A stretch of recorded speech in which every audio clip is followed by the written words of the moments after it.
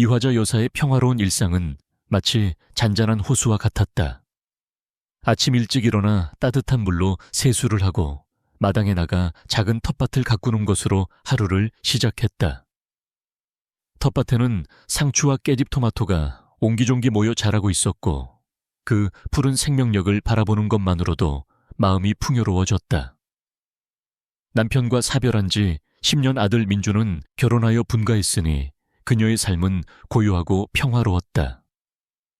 물론 그녀의 곁을 든든하게 채워주던 존재가 있었으니 바로 딸 같은 며느리 서아름이었다. 아들보다도 더 살갑게 굴던 아름이는 매일 저녁 전화를 걸어와 어머니의 안부를 묻고 주말이면 남편과 함께 찾아와 함께 식사를 하고 마당 일을 돕곤 했다.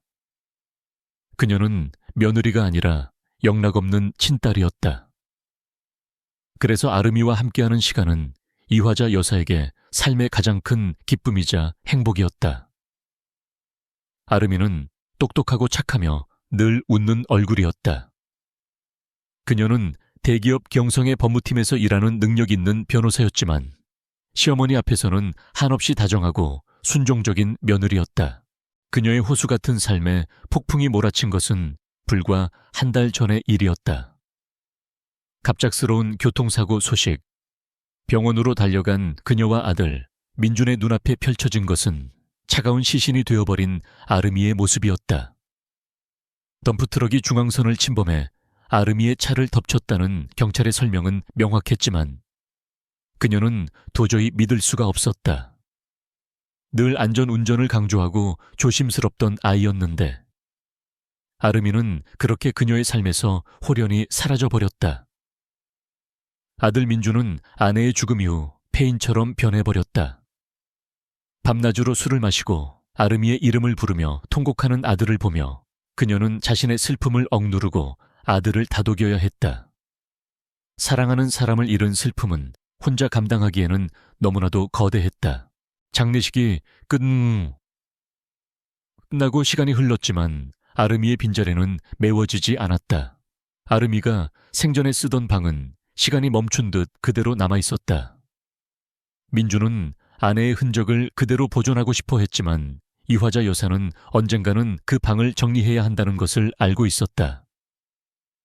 잊고 싶어서가 아니라 잊을 수 없기에 아름이의 물건들을 깨끗하게 정리하고 좋은 곳에 기증하는 것이 그 아이를 위한 마지막 도리라고 생각했다.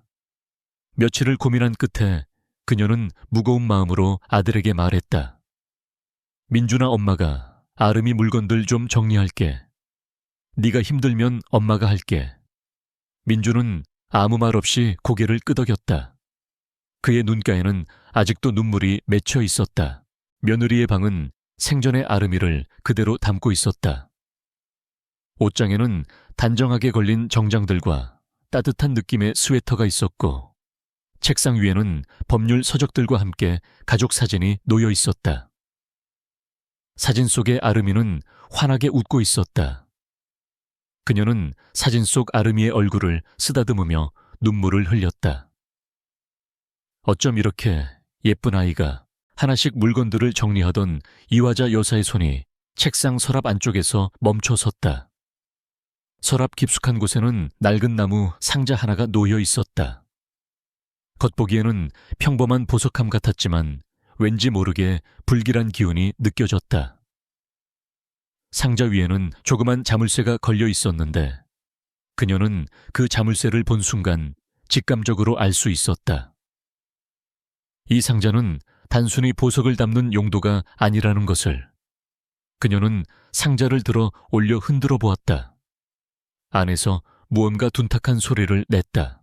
상자를 열 방법을 찾기 위해 주변을 살펴보던 그녀의 눈에 작은 열쇠가 들어왔다. 아름이가 평소 자주 쓰던 낡은 일기장 사이에 숨겨져 있던 열쇠였다. 그 작은 열쇠는 마치 그녀를 기다리고 있었던 것처럼 느껴졌다. 떨리는 손으로 열쇠를 자물쇠에 넣자 딸깍 하는 소리와 함께 상자가 열렸다. 상자 안에는 그녀의 예상이 적중한 듯 보석 따위는 없었다. 대신 아주 낡은 휴대용 녹음기와 두꺼운 수첩이 들어 있었다. 녹음기에는 녹음 버튼이 눌러져 있었고 수첩은 마치 암호처럼 알아보기 힘든 글씨와 숫자들로 가득 차 있었다. 그녀는 먼저 녹음기의 재생 버튼을 눌렀다. 녹음기에서 흘러나오는 목소리는 다름 아닌 아르미의 것이었다. 이 녹음을 듣는 분은 제게 가장 소중한 사람일 것입니다. 어머니, 이 녹음을 듣고 계시다면 이 모든 것은 단순한 사고가 아니라는 것을 알아주셨으면 합니다. 저는 경성그룹의 비자금 조성과 관련된 비리를 조사하고 있었습니다. 그들은 제가 증거를 확보했다는 것을 알게 되었고 저를 제거하려 했을 겁니다. 이 수첩에 모든 것이 담겨 있습니다. 이 수첩은 저만의 방식으로 암호화되어 있습니다. 부디 이 모든 것을 세상에 밝혀주십시오. 녹음은 아르미의 애절한 목소리로 끝이 났다. 그녀는 녹음기를 든 채 멍하니 서 있었다. 딸 같은 며느리가 사랑하는 아르미가 단순한 교통사고로 죽은 것이 아니라는 충격적인 사실이 그녀의 온몸을 휘감았다. 그녀의 삶의 마지막 기쁨이었던 아르미의 죽음이 누군가에 의해 의도적으로 저질러진 살인이라는 사실에 온몸의 피가 차갑게 식는 것 같았다. 그녀는 녹음기를 다시 들었다. 아르미의 목소리는 떨리고 있었지만 단호했다. 부디 이 모든 것을 세상에 밝혀주십시오. 그 말은 그녀의 가슴에 비수처럼 박혔다. 아르미는 자신의 죽음을 예감하고 있었던 것일까? 왜 자신에게 이런 엄청난 비밀을 남겼을까? 그녀는 수첩을 펼쳐보았다. 복잡한 표와 알 수 없는 기호들. 사람들의 이름과 날짜들이 빼곡하게 적혀 있었다. 이것은 단순한 메모가 아니었다. 그녀는 평생을 살아오며 수많은 사람들을 만나고 수많은 일들을 겪었다. 그녀의 삶의 지혜는 직감적으로 이 모든 것이 거대한 사건의 조각들이라는 것을 알려주었다. 그녀는 잠시 눈을 감고 깊은 생각에 잠겼다. 이 사실을 아들에게 말해야 할까? 민주는 아르미의 죽음으로 이미 모든 것을 잃었다. 여기에 아르미의 죽음이 단순한 사고가 아니라 계획된 살인이라는 사실까지 알게 되면 그 여린 아이가 과연 감당할 수 있을까? 민주는 아내의 복수를 하겠다고 나설 것이고 그 거대한 권력에 맞서 싸우다 오히려 더 큰 위험에 처하게 될 수도 있었다. 그녀는 아들을 잃고 싶지 않았다. 하지만 사랑하는 며느리의 억울한 죽음을 모른 척 지나칠 수도 없었다. 아르마이, 어미가 어떻게 해야 좋을까? 결심이 섰다. 그녀는 더 이상 망설이지 않았다. 그녀의 손은 떨렸지만 그 마음만은 단호했다. 그녀는 그 자리에서 전화기를 들었다. 아르미의 방에 있는 유일한 전화기였다. 손가락으로 192를 누르려다 멈칫했다. 아르미가 녹음에서 말한 경성그룹은 너무나도 거대한 존재였다. 섣불리 경찰에 신고했다가 오히려 증거를 빼앗기고 아르미의 죽음이 영원히 묻혀버릴 수도 있었다. 그녀는 경찰 내부에도 그들의 손이 닿아 있을지 모른다는 생각에 등골이 오싹했다. 그녀는 잠시 심호흡을 했다. 그녀는 이제 더 이상 한 가정의 어머니가 아니었다. 그녀의 눈빛은 무언가를 결심한 사람처럼 차분하고 강인해 보였다. 그녀의 손가락은 다시 전화기를 향했다. 이번에는 112가 아니었다. 오래전 남편이 생전에 알고 지내던 한 경찰 간부의 번호였다. 남편이 은퇴하기 전 마지막으로 근무했던 곳에서 만난 사람이었다. 그는 남편의 정직함과 인간미에 감동해 종종 집으로 찾아와 함께 식사도 하고 이야기를 나누곤 했다. 그는 정의감이 투철하고 올곧은 사람이었다. 비록 지금은 연락이 끊겼지만 혹시나 하는 마음에 그녀는 그 번호를 찾기 위해 오래된 전화번호부를 뒤졌다. 그녀는 그에게 이 모든 것을 맡길 수 있을 것 같았다. 그 사람이라면 분명 아르미의 억울함을 풀어줄 수 있을 것이라는 확신이 들었다. 전화가 신호음만 울리고 끊어졌다. 그녀의 마음이 불안해졌다. 하지만 포기하지 않았다. 그녀는 몇 번을 다시 시도했고 마침내 한 남자의 목소리가 들려왔다. 여보세요. 잠시 망설이던 그녀는 용기를 내어 말했다. 박진호 경위님, 이화자라고 합니다. 김성철 씨 부인입니다. 수화기 너머로 한동안 침묵이 흘렀다. 아, 이화자 여사님, 정말 오랜만입니다. 성철 형님께서 돌아가신 후로 소식이 뜸했습니다. 어떻게 지내셨습니까? 그녀는 울먹이는 목소리로 말했다. 경위님, 제가 부탁할 것이 있습니다. 아니, 해결해야 할 일이 있습니다. 아주 중요한 일입니다. 그녀는 녹음기와 수첩을 꼭 쥐었다. 이제 그녀의 손에 쥐어진 것은 단순한 유품이 아니었다. 그것은 진실을 향한 열쇠이자 사랑하는 며느리가 남긴 마지막 메시지였다. 박진호 경위는 이화자 여사의 전화를 받고도 한동안 멍하니 앉아 있었다. 성철 형님이 돌아가시고 난 후로 거의 10년 만에 받아보는 연락이었다.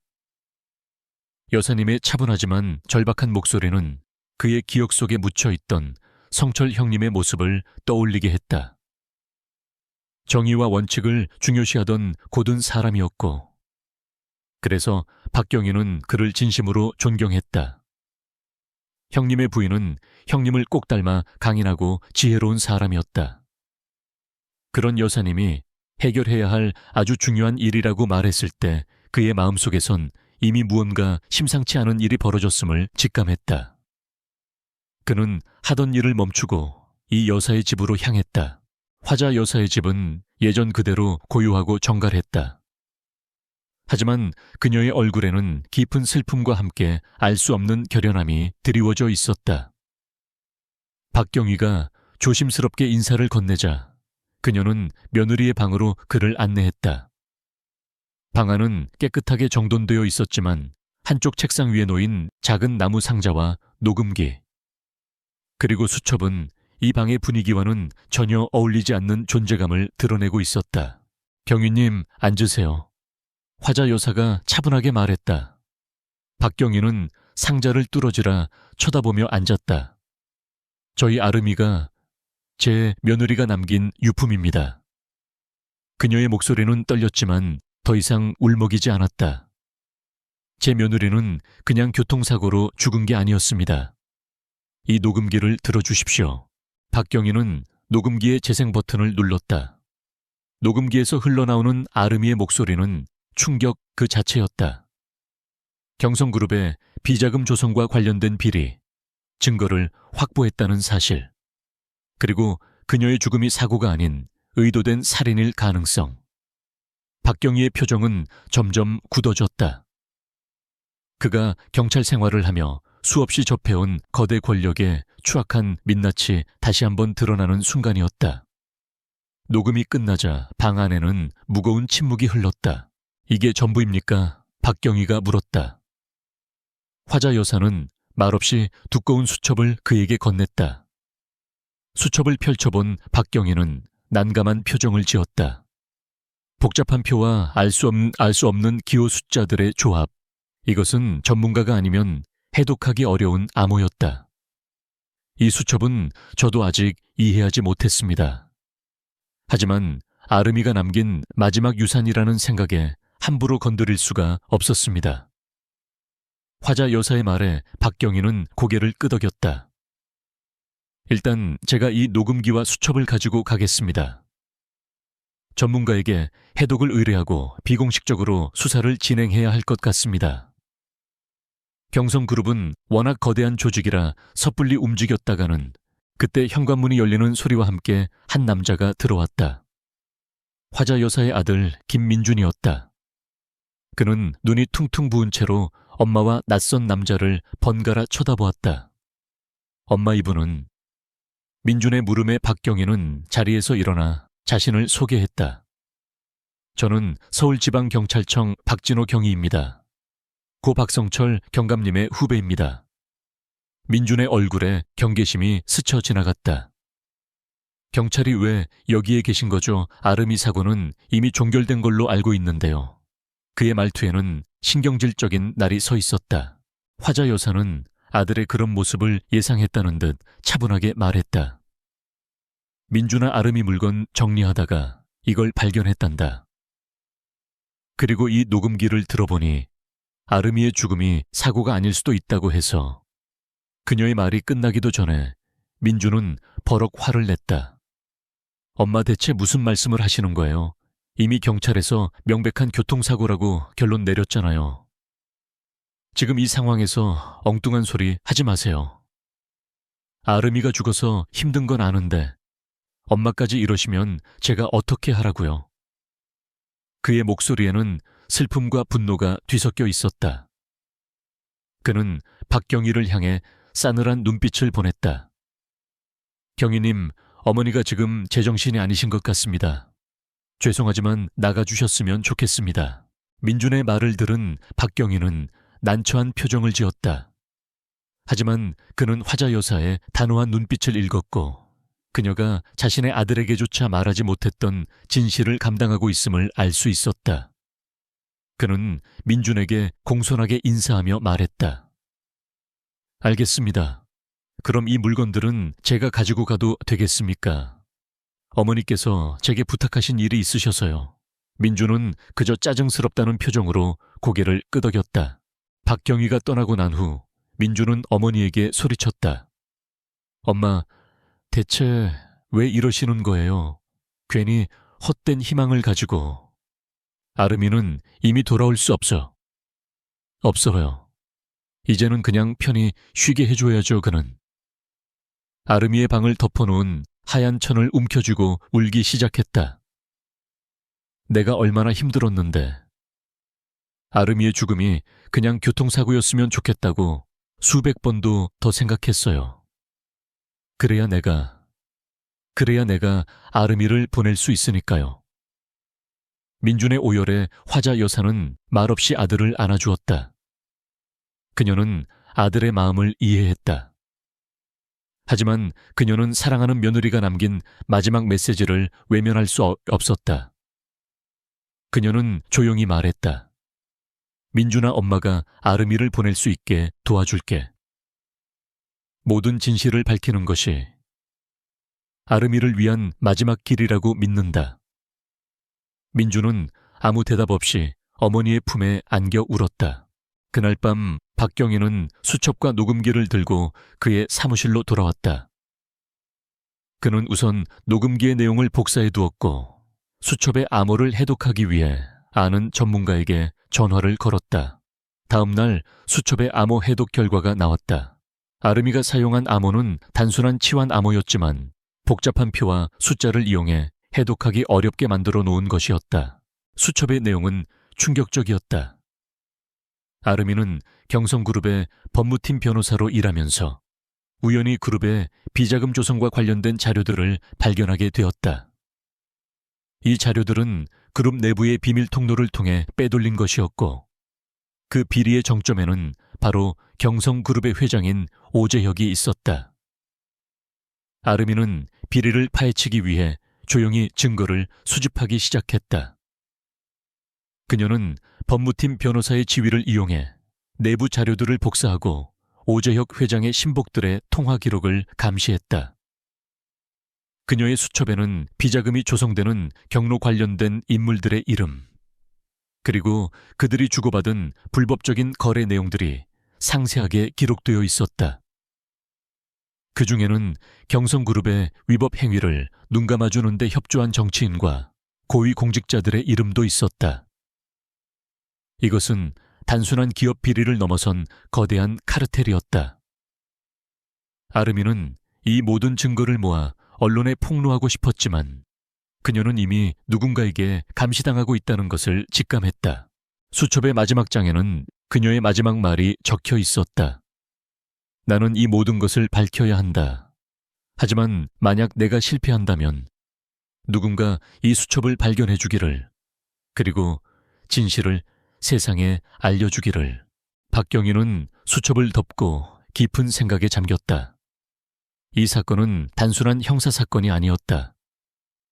거대한 권력과 맞서 싸워야 하는 목숨을 걸어야 할지도 모르는 싸움이었다. 하지만 그는 정의를 위해 싸워왔던 아버지 같은 존재인 성철 형님의 유지를 떠올렸다. 그리고 무엇보다 그를 믿고 찾아온 화자 여사의 용기를 외면할 수 없었다. 그는 이 사건을 끝까지 파헤쳐 아름이의 억울함을 풀어주기로 결심했다. 다음 날 아침 박경희는 화자 여사에게 전화를 걸어 수첩의 내용이 해독되었음을 알렸다. 여사님 수첩의 내용을 모두 확인했습니다. 아름이 씨가 남긴 내용은 상상 이상이었습니다. 이건 단순한 기업 비리가 아니라 거대한 조직적 범죄입니다. 그의 목소리는 무겁고 진지했다. 이제부터 제가 이 사건을 비공식적으로 수사할 겁니다. 하지만 경성그룹은 만만치 않은 상대입니다. 아마 여사님과 민준 씨의 신변에도 위험이 따를 수 있습니다. 화자 여사는 흔들리지 않았다. 그녀는 이미 이 모든 것을 예상하고 있었다. 경위님, 제가 이 모든 것을 시작했습니다. 두렵지 않다면 거짓말이겠지만 이제 와서 물러설 생각은 없습니다. 아름이의 억울함을 풀어주는 것이 제게 남은 마지막 도리입니다. 부디 진실을 밝혀주십시오. 아름이가 편히 눈 감을 수 있도록. 그녀의 목소리에는 슬픔 대신 강한 의지가 담겨 있었다. 박경희는 전화기 너머로 그녀의 결연한 의지를 느낄 수 있었다. 그는 조용히 대답했다. 알겠습니다. 여사님, 저도 약속하겠습니다. 아름이 씨의 희생이 헛되지 않도록 반드시 이 사건의 진실을 밝혀내겠습니다. 그들의 통화는 새로운 전쟁의 시작을 알리는 신호탄이었다. 한쪽에는 거대한 권력을 등에 업은 경성그룹이 있었고 다른 한쪽에는 사랑하는 며느리를 위해 모든 것을 걸기로 한 평범한 노년의 여인과 그녀의 용기에 감동한 젊은 형사가 있었다. 박경희는 이제 혼자가 아니었다. 그의 등 뒤에는 정의를 향한 뜨거운 열망을 가진 이화자 여사가 버팀목처럼 서 있었다. 박진호 경위는 수첩의 내용을 정밀 분석하기 위해 팀원들을 소집하지 않았다. 경성그룹의 영향력을 고려할 때 경찰 내부에도 그들의 스파이가 있을 가능성이 높았다.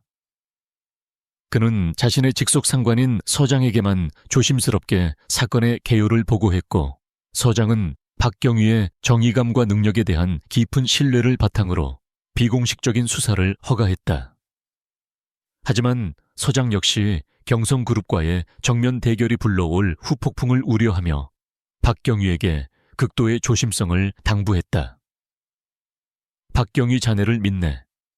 하지만 자네 혼자 감당할 수 없을지도 모른다는 것을 명심하게. 일단은 조용히 진행하게. 절대 티를 내서는 안 돼. 박경희는 첫 번째 단서부터 조심스럽게 접근했다. 수첩에는 경성그룹의 비자금 조성에 깊숙이 관여된 것으로 보이는 인물들의 이름과 그들의 직책, 그리고 수상한 거래 날짜들이 빼곡히 적혀 있었다. 그 중에서도 가장 빈번하게 등장하는 이름은 바로 오 비서실장이었다. 아름이의 수첩에 따르면 오 비서실장은 경성그룹 회장 오재혁의 오른팔이자 비자금 조성에 실무를 총괄하는 핵심 인물이었다. 그는 철저하고 냉철하며 오재혁 회장의 지시라면 그 어떤 불법적인 일도 서슴지 않는 인물로 묘사되어 있었다. 박경희는 화자 여사에게 이 사실을 알리고 그녀의 협조를 구했다. 어머님, 이제부터 저희는 경성그룹의 움직임을 주시해야 합니다. 특히 오재혁 회장과 그의 비서실장에게 주목해야 합니다. 화자 여사는 조용히 고개를 끄덕였다. 그녀의 눈빛은 이미 모든 것을 걸기로 한 사람의 것이었다. 그녀는 더 이상 평범한 노년의 여인이 아니었다. 사랑하는 며느리의 억울한 죽음을 밝히기 위해 거대한 권력에 맞서 싸우려는 전사였다. 박경희는 비공식적인 경로를 통해 오 비서실장의 신상 정보를 파악했다. 이름은 오상민 50대 초반의 전직 검찰 수사관 출신이었다. 그는 과거 검찰에서 근무할 당시에도 뛰어난 수사 실력과 냉철함으로 정평이 나 있었지만 어떤 이유에서인지 돌연사직하고 경성그룹으로 영입되었다고 했다. 그는 그룹 내에서 막강한 권력을 휘두르고 있었고 회장의 신임을 한 몸에 받고 있었다. 한편 오재혁 회장은 아르미의 죽음이 단순한 사고로 마무리되자 안도하는 듯 보였다. 그는 오상민 실장에게 말했다. 오 실장, 그 변호사 건은 깔끔하게 정리된 건가? 오 실장은 냉정하게 대답했다. 네, 회장님. 트럭 운전사는 도박빚에 시달리던 사람입니다. 이미 해외로 도피시켰고 모든 증거도 인멸했습니다. 경찰은 단순 교통사고로 종결 처리했습니다. 오 회장은 만족스러운 듯 미소를 지었다. 그래, 잘했네. 역시 자네밖에 없어. 이제 우리의 계획을 본격적으로 추진해도 되겠군. 하지만 오 회장은 마음 한구석에 불안감을 떨쳐낼 수 없었다. 혹시라도 아르미가 남긴 증거가 세상 밖으로 새어나갈까봐. 그는 오 실장에게 아르미의 주변 인물들을 철저히 감시하라고 지시했다. 특히 그 여자의 시어머니와 남편, 그들이 혹시라도 엉뚱한 짓을 하지는 않는지 잘 지켜보게. 만약 조금이라도 수상한 움직임이 포착되면 바로 보고하게. 오 실장은 철저하게 화자 여사의 집 주변을 감시하기 시작했다. 화자 여사는 며느리의 유품을 정리하며 하루하루를 보내는 평범한 노부인처럼 보였지만 그녀의 눈빛은 달랐다. 그녀는 박경희와의 연락을 철저히 비밀리에 진행했고 아들 민준에게도 자신의 속마음을 드러내지 않았다. 그녀는 매일 아르미의 수첩을 들여다보며 암호 해독 결과지를 꼼꼼히 살폈다. 복잡한 표와 이름들을 이해하기 위해 그녀는 마치 학생처럼 노트에 필기를 하며 아르미의 발자취를 따라갔다. 그러던 어느 날 그녀는 수첩에서 이상한 점을 발견했다. 수첩에는 경성그룹의 비밀회계 장부 내용이 상세하게 적혀 있었는데 그중 일부 거래 내역 옆에는 작은 S라는 알파벳이 동그라미 쳐져 있었다. 그녀는 그 의미를 알 수 없어 고심했다. 그때 그녀의 머릿속에 번개처럼 스쳐 지나가는 생각이 있었다. S, 혹시 스위스크. 그녀는 곧바로 박경유에게 전화를 걸었다. 경유님, 이 수첩의 내용 중에 S라는 기호가 있습니다. 혹시 스위스 은행을 뜻하는 것일까요? 박경유는 화자 여사의 예리함에 놀랐다. 그는 곧바로 관련 정보를 조사했고 아르미가 수첩에 기재한 날짜와 동일한 날짜에 경성그룹의 해외 법인 명의로 스위스의 한 은행으로 거액의 자금이 송금된 기록을 찾아냈다. 어머님 맞습니다. 아르미 씨는 경성그룹이 스위스 은행의 비밀 계좌를 통해 비자금을 관리하고 있다는 것을 파악했던 것 같습니다. 화자 여사와 박경희의 비공식적인 수사가 진전을 보이는 동안 오재혁 회장은 초조해지기 시작했다. 그는 화자 여사에게 사람을 보내 은밀한 제안을 했다. 경성그룹의 명의로 거액의 위로금을 전달하고 아르미의 죽음을 공식적으로 사고로 마무리해달라는 것이었다. 그의 목적은 돈으로 그녀의 입을 막고 아르미가 남긴 유품을 회수하는 것이었다. 오 실장이 직접 화자 여사를 찾아왔다. 그는 정중한 태도로 거액의 수표가 담긴 봉투를 그녀에게 건넸다. 여사님, 회장님께서 아르미 변호사님의 갑작스러운 사고에 대해 깊은 유감을 표하셨습니다. 회장님께서 작은 위로의 마음을 담아 이 위로금을 전달해달라고 하셨습니다. 오 실장의 말투는 공손했지만 그의 눈빛은 차갑고 날카로웠다. 그것은 제안이 아니라 협박에 가까웠다. 화자 여사는 겉으로는 슬픔에 잠긴 채 무력한 노인처럼 보였다. 그녀는 떨리는 손으로 봉투를 받아들었다. 고맙습니다. 회장님께 감사하다고 전해 주십시오. 그녀의 순종적인 태도에 오 실장은 안심한 듯 만족스러운 미소를 지었다. 그렇다면 아르미 변호사님의 유품은 저희가 회수해가도 되겠습니까? 유품을 정리하시는데 도움이 필요하시면 저희 직원을 보내드리겠습니다. 오 실장은 은근히 수첩과 녹음기의 행방을 묻고 있었다. 화자 여사는 고개를 숙이며 말했다. 아르미의 물건들은 이미 깨끗하게 정리해서 좋은 곳에 기증했습니다. 이제 이 아이를 마음 편히 보내줘야지요. 그녀의 말에 실장의 눈빛이 흔들렸다. 그는 예상치 못한 답변에 당황한 듯 보였다. 아, 그렇습니까? 그럼 혹시 유품 중에 이상한 물건은 없었습니까 녹음기나 수첩 같은. 오 실장은 본심을 드러내기 시작했다. 화자 여사는 들키지 않으려고 애쓰며 조심스럽게 대답했다. 네, 없습니다. 그런 것은 못 보았습니다. 그녀의 대답에 오 실장은 잠시 동안 그녀의 눈을 뚫어지게 쳐다보았다.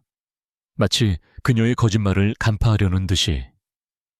하지만 그녀의 눈빛은 너무나도 슬프고 순진해 보였다.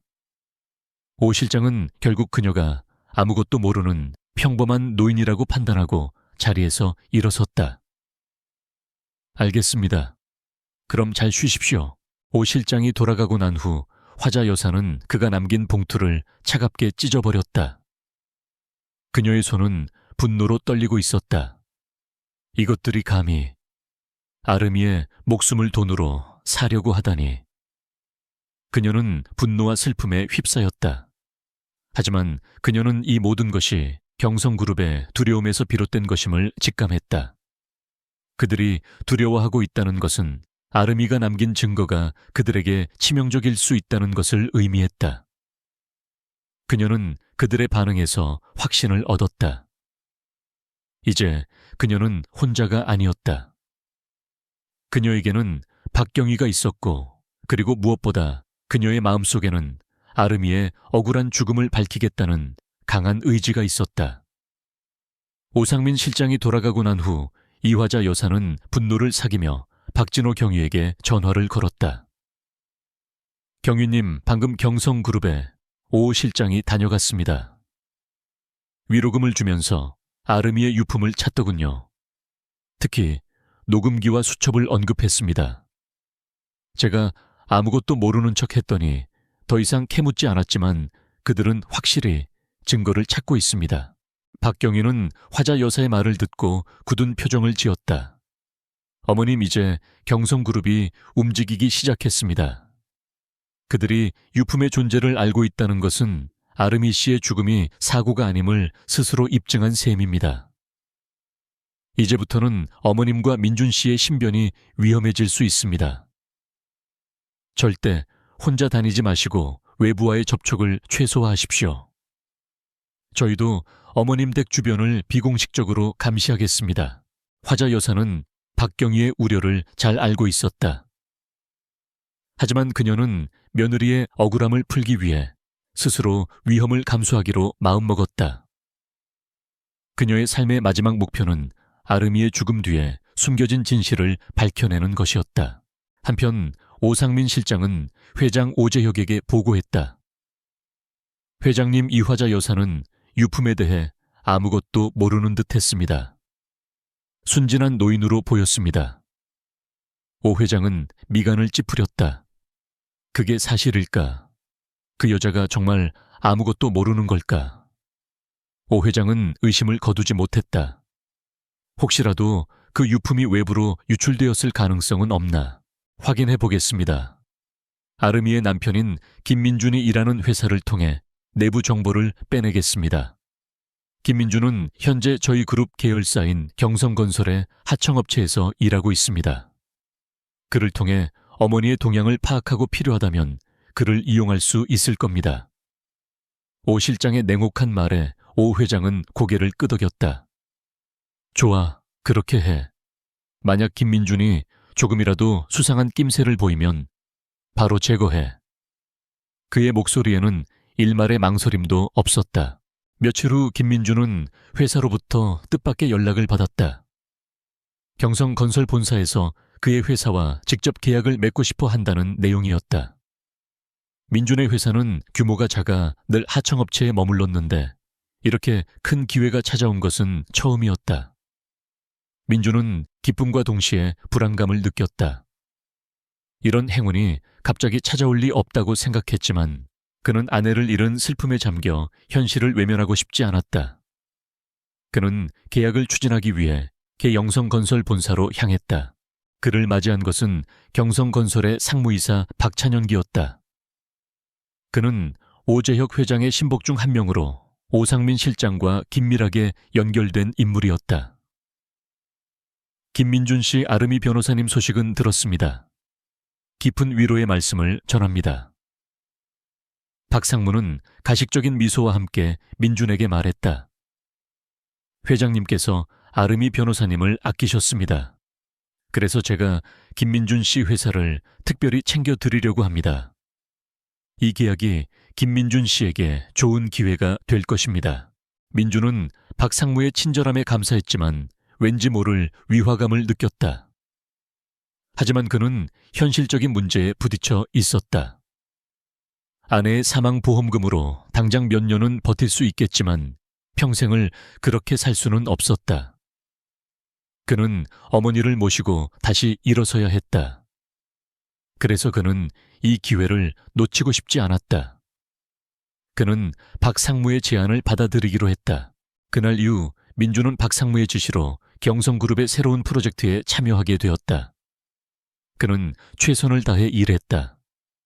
하지만 그는 점점 이상한 점을 발견하게 되었다. 프로젝트의 자금 흐름이 투명하지 않았고 서류상의 거래 내용과 실제 내용이 일치하지 않는 경우가 많았다. 그는 아내 아름이가 개경성그룹의 비자금 문제로 고민했던 것을 떠올렸다. 그리고 그는 자신의 일이 혹시 그 비리와 연관된 것이 아닌지 의심하기 시작했다. 민주는 고민 끝에 어머니 화자 여사를 찾아갔다. 엄마, 저 경성건설에서 일하게 되었어요. 그런데 일이 좀 이상해요. 자꾸 서류상의 내용과 실제 내용이 다르고요. 아름이가 예전에 회사 비리 때문에 힘들어했던 것 같은데 혹시 이게? 화자 여사는 아들의 말에 가슴이 철렁했다.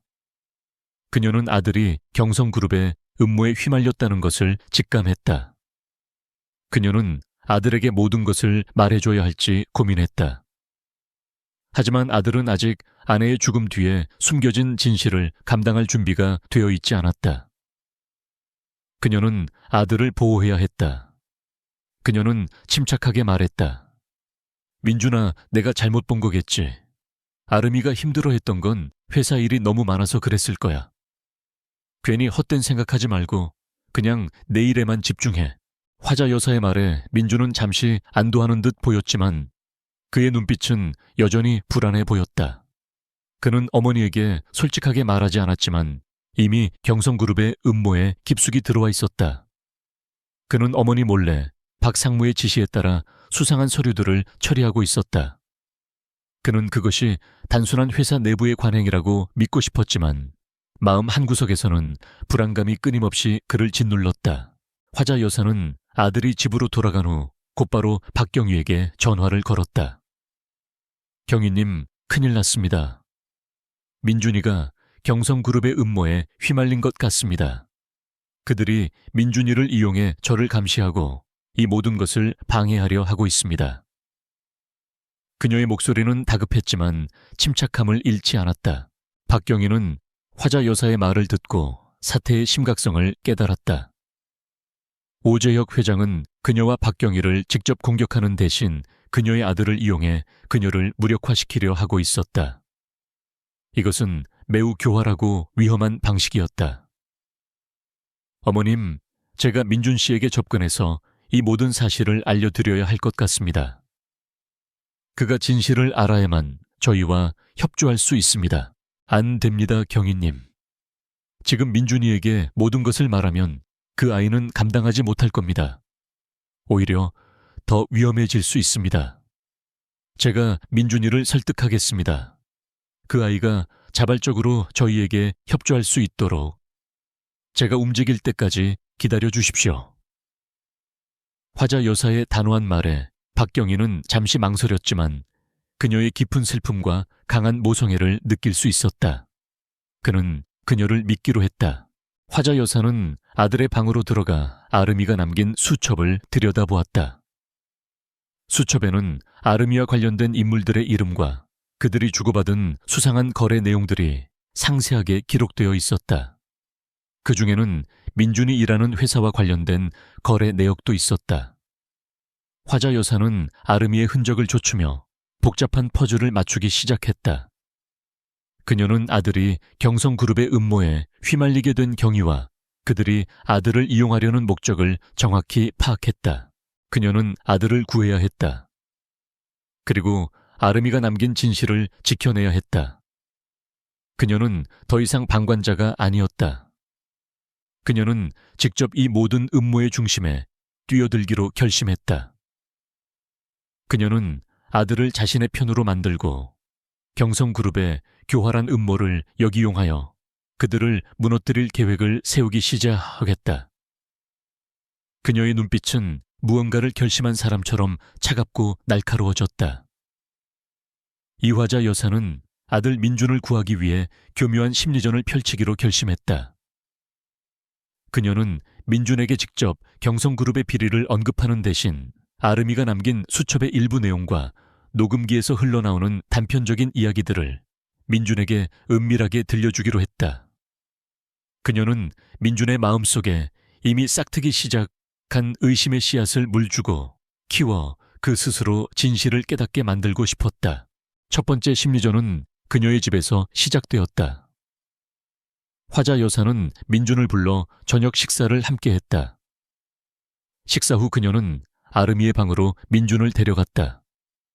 민준아, 아르미가 너를 얼마나 사랑했는지 알아. 이 방에 있는 모든 물건들이 아르미의 손길이 닿지 않은 곳이 없어. 이걸 보렴. 그녀는 책상 서랍에서 아르미의 일기장을 꺼내 민준에게 건넸다. 일기장에는 민준을 향한 아르미의 따뜻한 사랑과 미래에 대한 희망이 가득 담겨 있었다. 민준은 일기장을 읽으며 눈물을 흘렸다. 그때 화자 여사는 마치 우연인 것처럼 작은 휴대용 녹음기를 들고 와 재생 버튼을 눌렀다. 녹음기에서는 아르미의 목소리가 흘러나왔다. 하지만 이번에는 그녀가 비리를 폭로하는 단호한 목소리가 아니었다. 민준아, 오늘 회사에서 너무 힘든 일이 있었어. 경성그룹이 너무 거대하고 무섭다는 생각이 들어. 내가 이 거대한 산을 넘을 수 있을까?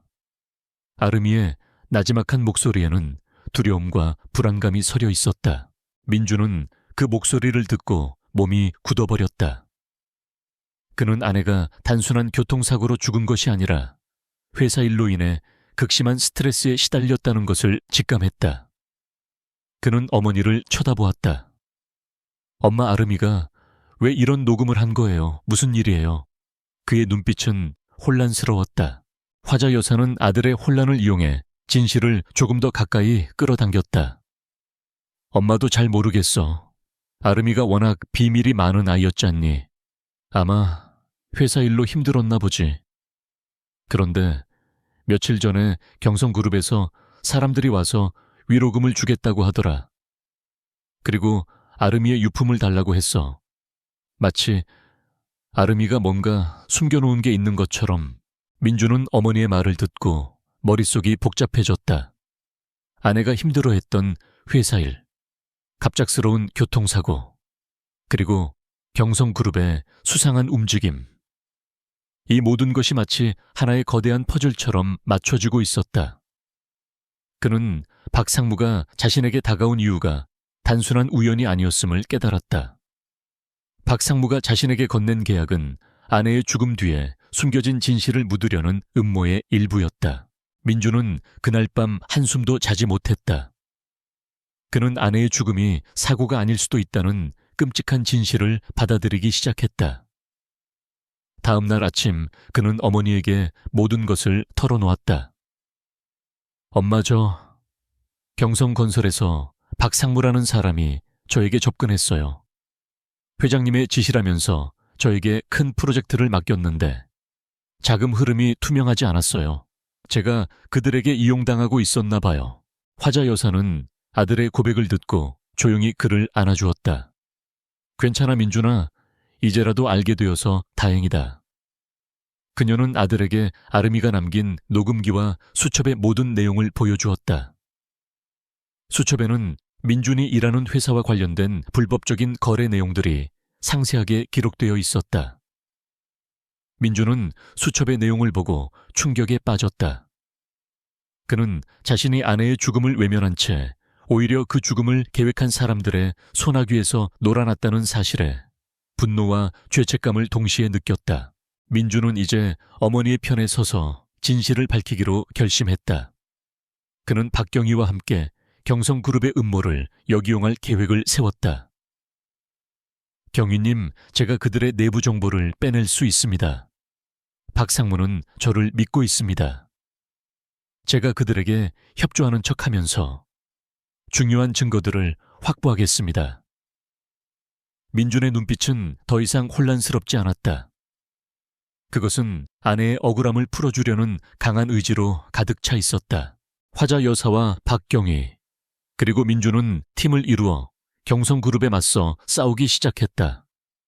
박경희는 경찰청 내부의 정보를 활용해 경성그룹의 주요 인사들의 동향을 파악했고, 화자 여사는 아름이의 수첩에 기록된 단서들을 분석하며 그들의 다음 행보를 예측했다. 그리고 민준은 그들의 심장부에서 가장 중요한 증거를 빼내는 역할을 맡았다. 오재혁 회장과 오상민 실장은 자신들의 계획이 순조롭게 진행되고 있다고 믿었다. 그들은 민준이 자신들의 편이 되었다고 생각하고 있었다.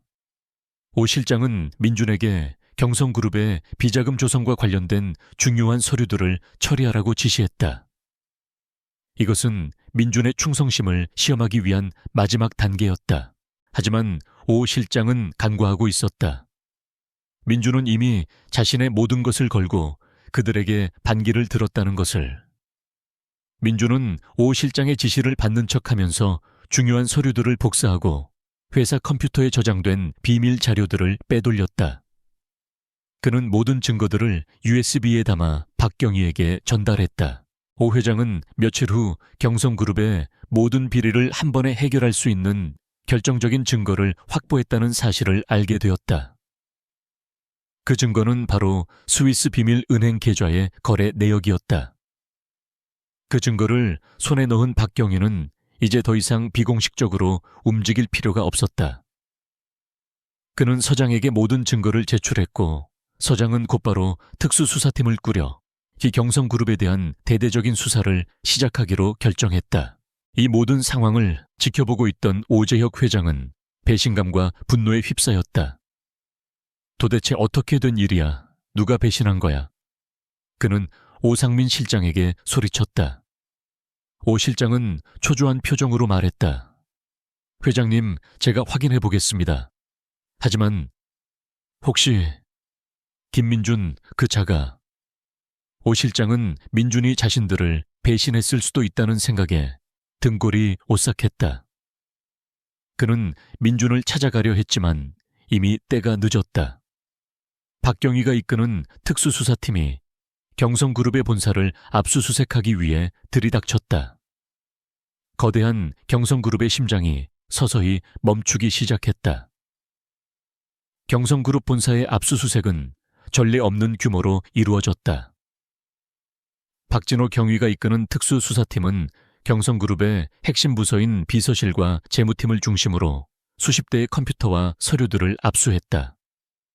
수사관들은 오재혁 회장의 집무실에서 아름이의 수첩에 기록된 것과 정확히 일치하는 비밀 회계 장부를 발견했다. 그 장부에는 오재혁 회장이 지난 10년간 조성한 천문학적인 규모의 비자금 내역과 그 자금의 최종 종착지가 오 회장의 해외 비밀 계좌라는 사실이 명확하게 기록되어 있었다. 오재혁 회장은 당황스러움과 분노에 휩싸였다. 그는 압수수색을 막으려고 안간힘을 썼지만 이미 모든 것이 법적 절차에 따라 진행되고 있었기 때문에 소용이 없었다. 그는 자신의 신복인 오상민 실장을 향해 소리쳤다. 오 실장, 이게 대체 어떻게 된 일이야? 김민준, 그 자식은 대체 뭘 한 거야? 오 실장은 얼굴이 새하얗게 질린 채 아무 말도 하지 못했다. 그는 민준이 자신들을 배신했다는 사실을 아직도 믿을 수 없었다. 한편 박경희는 압수수색을 통해 확보한 증거들을 분석하며 아름이의 죽음이 단순한 교통사고가 아니라는 것을 확신했다. 아름이의 수첩에는 그녀가 오 회장의 비리를 폭로하기 위해 언론과 접촉하려 했다는 기록이 있었고, 그녀의 컴퓨터에서는 그들이 그녀를 감시하고 있었다는 증거들이 발견되었다. 박경희는 아름이의 죽음이 오재혁 회장과 오상민 실장이 계획한 범죄임을 증명할 결정적인 증거를 찾아냈다. 그것은 오상민 실장의 컴퓨터에 남아있던 파일이었다. 그 파일에는 아름이가 탄 차량에 대한 위치 추적 기록과 덤프트럭 운전석에 거액의 돈을 송금한 내역, 그리고 그에게 사고를 위장하도록 지시한 내용이 상세하게 기록되어 있었다. 박경희는 오재혁 회장과 오상민 실장을 긴급 체포하기 위해 체포영장을 발부받았다. 오재혁 회장은 자신의 모든 것을 잃게 될 위기에 처하자 마지막 발악을 하기 시작했다. 그는 언론을 향해 박경희와 경찰이 정치적인 목적으로 경성그룹을 탄압하고 있다며 여론전을 펼쳤다. 하지만 그는 이미 궁지에 몰린 맹수와 같았다. 그의 말은 더 이상 대중에게 신뢰를 주지 못했다. 체포영장을 들고 오 회장의 집무실로 향하는 박경희의 눈에 비장함이 서려 있었다. 그의 뒤에는 화자 여사와 민준이 있었다. 민준은 박경희에게 모든 증거를 넘겨준 후 어머니에게 모든 것을 털어놓았고, 어머니는 아들을 용서하고 격려해 주었다. 이제 그들은 한마음 한뜻으로 아름이의 억울함을 풀어주기 위해 마지막 전투를 치를 준비를 마쳤다. 오 회장 집무실 문이 열리고 박경희는 차가운 눈빛으로 오 회장을 바라보았다. 오재혁 씨 당신을 경성그룹 비자금 조성 및 증거 인멸 교사 혐의로 긴급 체포합니다. 오 회장은 코웃음을 쳤다. 웃기는군. 내가 누군지 알고 감히 나를 체포해 자네가 이 나라의 검찰총장이라도 되는 줄 아나. 오 회장은 의자를 박차고 일어나 박경희에게 달려들었다. 그때 화자 여사가 조용히 집무실로 들어섰다. 그녀의 눈빛은 흔들림이 없었다. 오 회장은 그녀를 보고 비웃었다. 아니, 이 노부인이 왜 여기 있는 거야? 자네가 이런 총극을 벌이는 것이 바로 이 여자 때문인가? 보잘것없는 며느리 하나 때문에 말이야. 오 회장의 말에 화자 여사는 한치의 흔들림도 없이 말했다. 내 며느리는 보잘것없는 사람이 아니었습니다.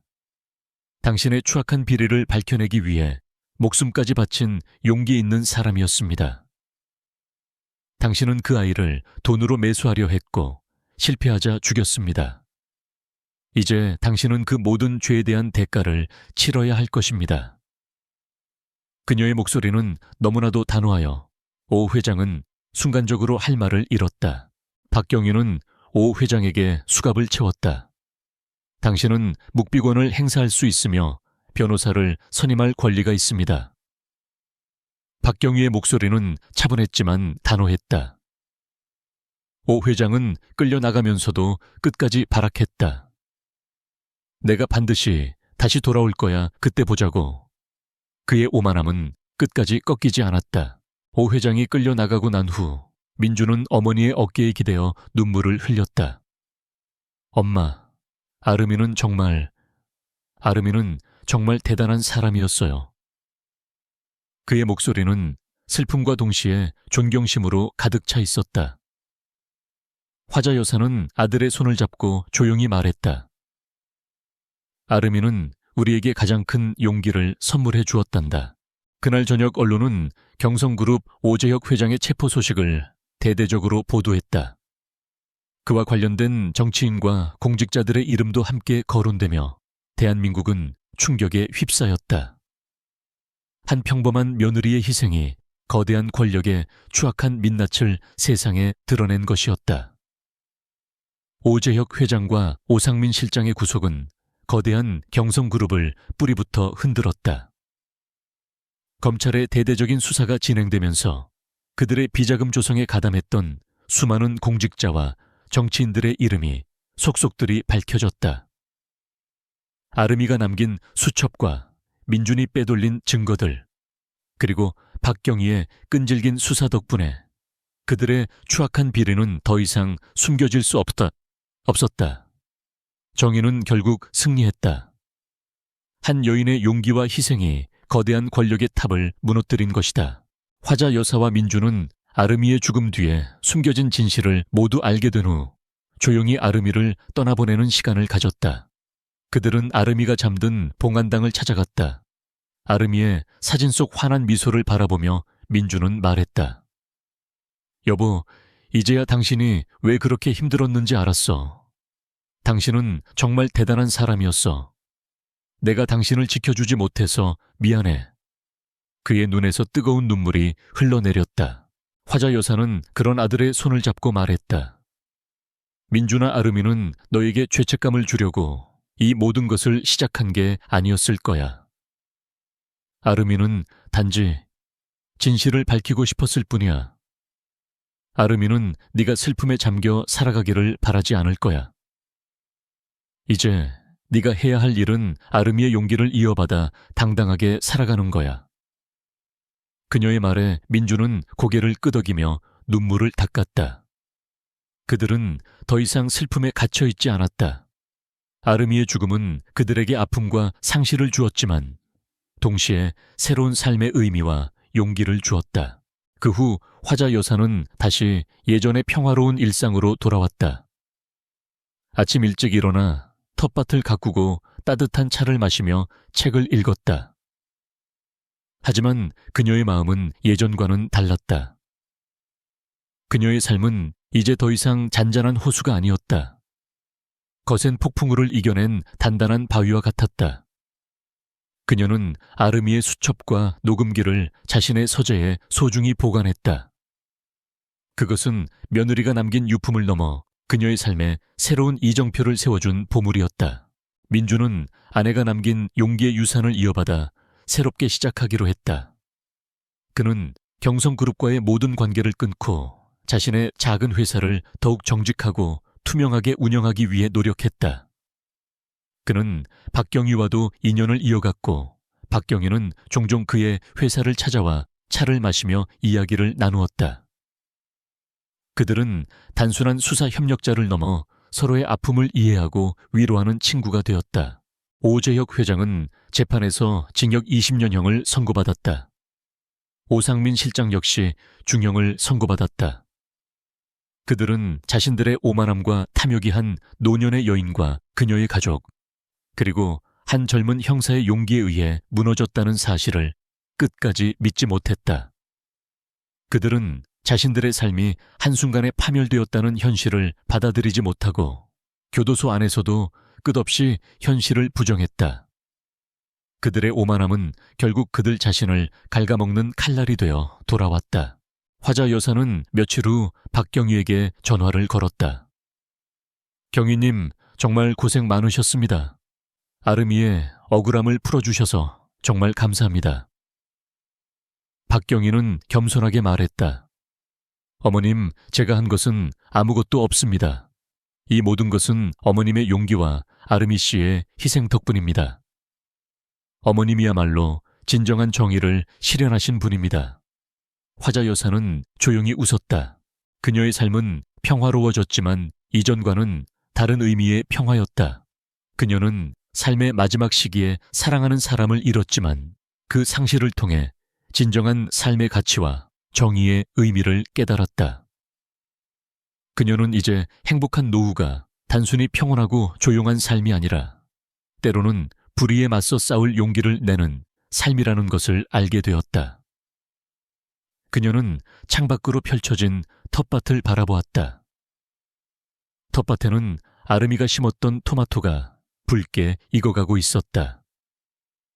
그녀는 그 토마토를 보며 아름이의 따뜻한 미소를 떠올렸다. 그녀의 노년은 이제 더 이상 슬픔에 젖어 있지 않았다. 그녀의 마음속에는 아름이의 용기가 심겨 있었고 그녀는 그 용기를 통해 남은 삶을 더욱 아름답고 의미 있게 살아갈 것이었다.